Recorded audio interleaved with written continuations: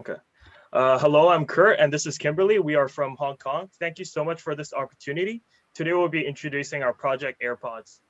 Our concept development. Hong Kong continues to rank as the least affordable housing market, with many often resorting to coffin homes or being forced into homelessness. By studying works such as Alessandro Aravana's Quinto Moroy, I was captivated by his engagement with existing cultural typologies, which enabled his solution of utilizing the resourcefulness of local Chileans.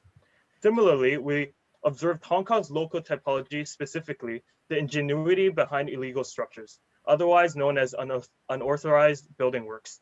At first glance, one may regard such structures as unwanted, as they create messiness within Hong Kong's fabric.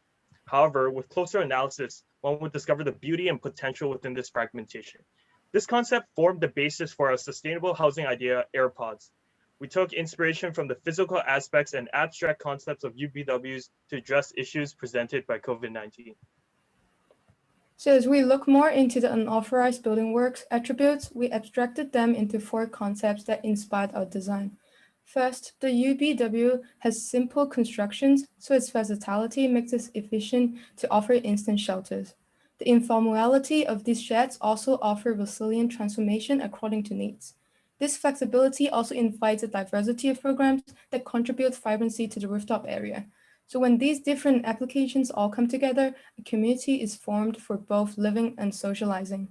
We also study on the other informal architectural conditions in Hong Kong's urban fabric and come up with the idea of turning the old sheds into a pod and grid system as shown that respond to the local typology and address solutions towards the COVID-19 pandemic. So firstly, versatility. Taking inspiration from the simple truss and bay construction system, we developed our own modular slice construction, which enables the flexibility of the pods to grow or shrink depending on needs. There's also a sliding shelf inside that allows the space to transform. The pods utilize very simple materials with the necessary insulation and waterproofing details. The modular components allow similar and predictable construction methods. The dimensions are small enough to be easily transported on cargo trucks, providing quick and reliable shelter even during unpredictable times such as COVID. More on the modular slice construction, which can be easily manipulated depending on the needs of the person, and the pod can conform to those requirements, such as a 2-person pod with 5 slices and a cabinet with sofa, or a 1-person pod with 3 slices with a more efficient cabinetry with a bed or desk, or a 4-person pod, which is collective living with a connector in the center, and different variations of cabinetry. And let's talk about our individual pods. We designed a customizable shelf that can be moved along the tracks. And so first is our single pod composed of 4 slices. As you can see from the plans and animations, it can be divided into 2 types of space. The first is the daytime setting. So the unit can be transformed into a shop front, providing F&B services or handcrafting lessons by the host. And the back area is just a back office for the host himself. And during night, when the shelf is moved to the outer end, a night bedroom is created with a single bed flipped out and a desk that can also be flipped out. Secondly, the double pod consists of 6 slices, offer 3 types of space. First is the big space that is for entertaining. A group of people can come in with this large space with the shelf shifted to the left side. And during day, spatial divider is when the shelf is moved to the middle, where a flipped out dining table and an inside couch that can be flipped out for the users. And during the night, when everything is flipped out and the shelf is moved to the outer end, a bedroom and lounge is created. Finally, we also have this duplex pods with the connector that's provided for a 4-person pod. So this type of pod, it's separated into the left wing and the right wing. During the daytime is a daily social home. And the left-hand side is just a dining table for study purposes and eating. And the right-hand side is where all the socializing activities is happening. In the middle, the connector is containing all the toiletries and the kitchen area. During night, The bedroom house is transformed by shifting the shelves to the outer end, and beds can be flipped out.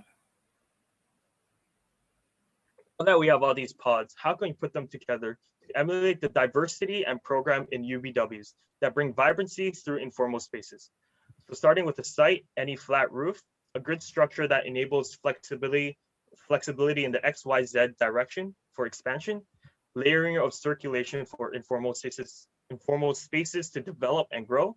And then the pods are kind of plugged in, and this allows the vibrant and diversity of spaces to grow and thrive within these spaces, such as a cafe space, a gambling space, a kind of workshop at the top, or even hanging clothes, etc.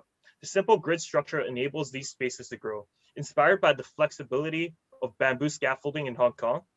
And the metal grid system sits upon the existing building structure, ensuring stability, and is further fastened through bolted metal T-joints.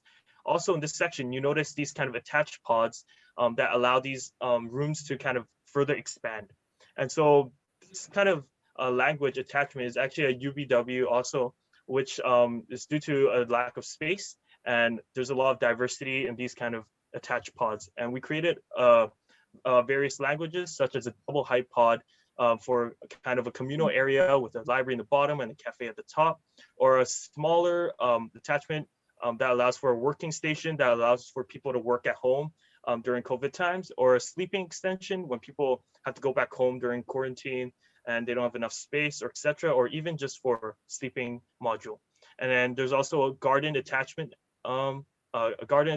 plantation attachment, also open air balcony. Another kind of informal aspect in Hong Kong's language is these alleyways. And these alleyways are very common in Hong Kong due to the kind of density of buildings. And within these alleyways, you often find these informal spaces where workers kind of rest, or even these kind of thriving businesses within.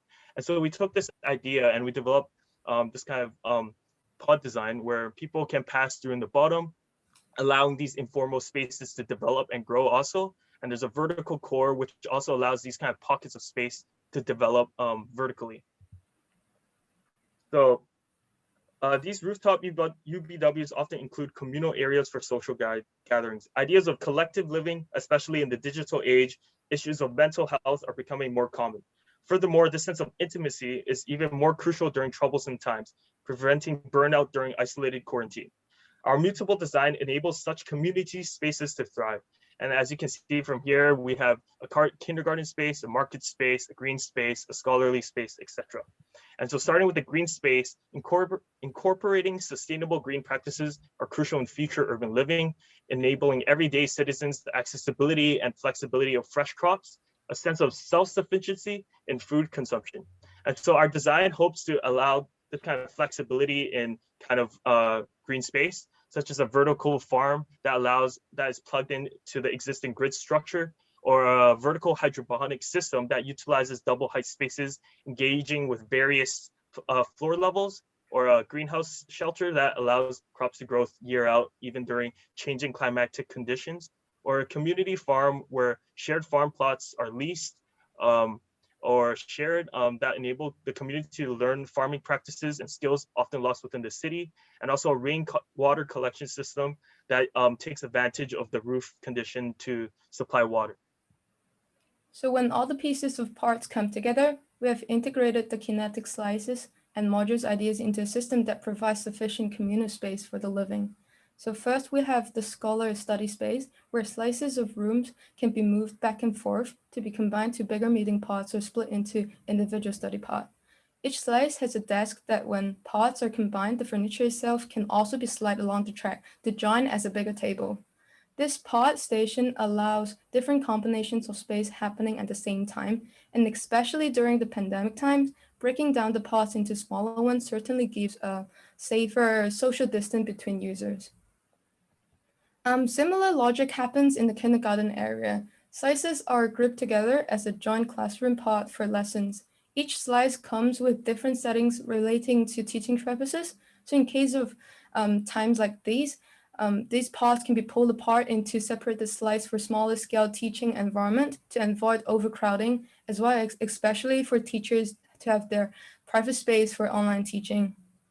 And as for leisure and entertainment, the slices emulates the traditional pop-up kiosks in Hong Kong and are integrated into the market space. So booths are set up within the slice units and provide business opportunities for the residents to sell their green crops, handcrafting items, F&B, etc. These boost the flow of people in the area as well as helping saving expensive commercial rental space for usual shop space.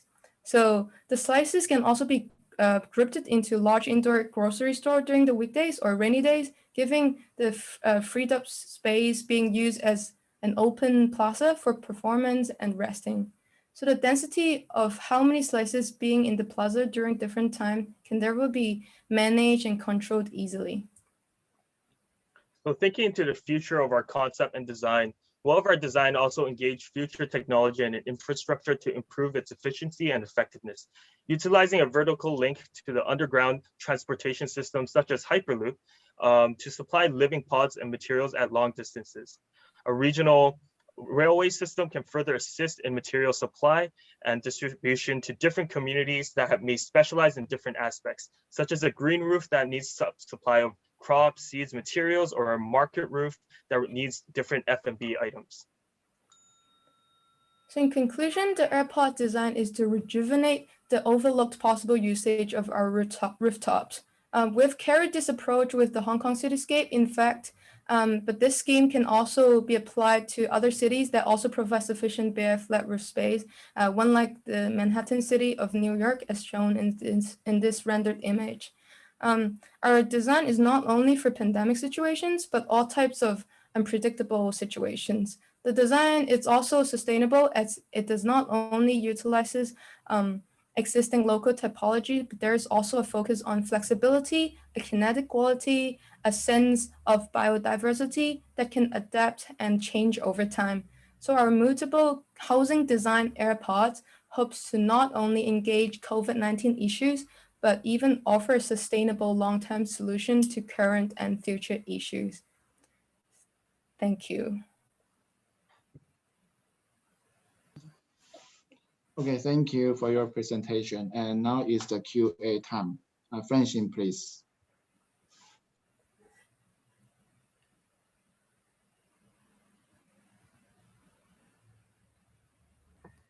Oh, thank you for a very clear presentation. I also like the naming of it, AirPods. I was wondering if I look at your presentation, maybe one is more, about materialization. What is it? And also the weight of it, because all these things will be almost as heavy as containers. How do you deal with how to materialize it, but also as a structural issue, because it looks like you do it with scaffolding, almost like a scaffolding system, but I think it will be more heavy. And the other question is that you add more volume and more people to existing buildings, what is a good idea.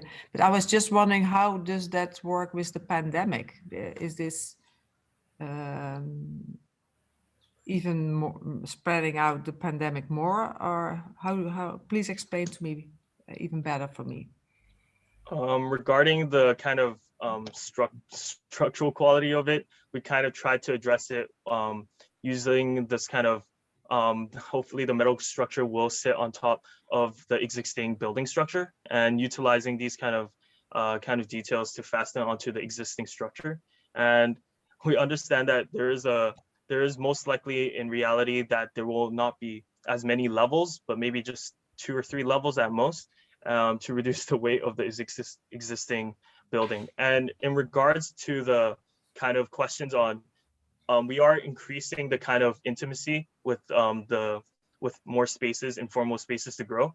But as we've said before, our design is very transformable and very kinetic. So depending on the situation, such as a school, we allowed the school to kind of very much separate during COVID times, such as this, so that it addresses these kind of issues during COVID times, or such as these kind of studying pods.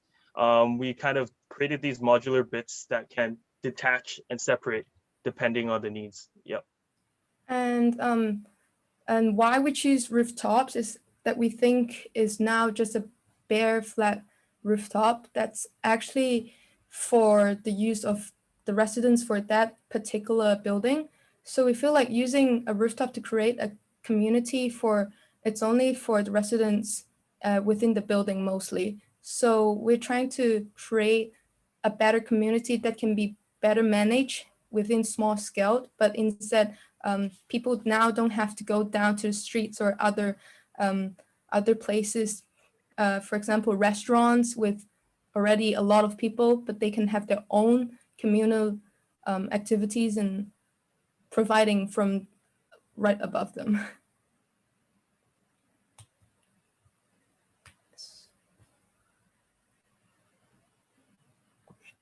Oh yeah, thank you for your answers. That makes it more clear for me. Thank you very much.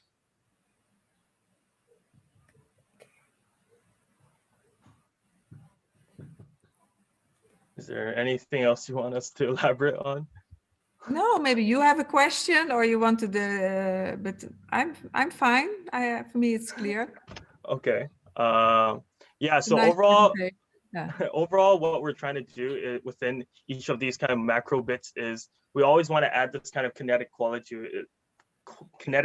to it, so that it can always shift and adapt to the changing needs. And so this came from the very beginning of our pod design with the sliding shelf that kind of really adapts to the personal needs of the person, such as when the person needs to work at home, it can shift to become an office, etc. And so we try to apply this and expand it throughout our design, as you can see in these kind of more macro elements also. Yeah.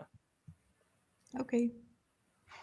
Yes, and I actually feel like this system can not only be built on roofs, because it's more like a philosophy of how future living could be. So it's like communal space embedded with living, but not only a podium and its own tower of residential units. So it feels like we're just trying to redefine the future living. Yes. And also regarding another thing you said was collective living. You said that you asked us whether it was still is an important thing, and we think that's become a more and more important issue with kind of the digital age. More and more people are kind of staying at home and they don't really have to leave the house anymore. Yeah, and so we try to allow these kind of informal spaces to develop more for social connection. Yeah. Okay, that's clear. Okay, thank you. Okay, thank you. Thank you. Yeah, the Thank you time so accumulates much. and thank you.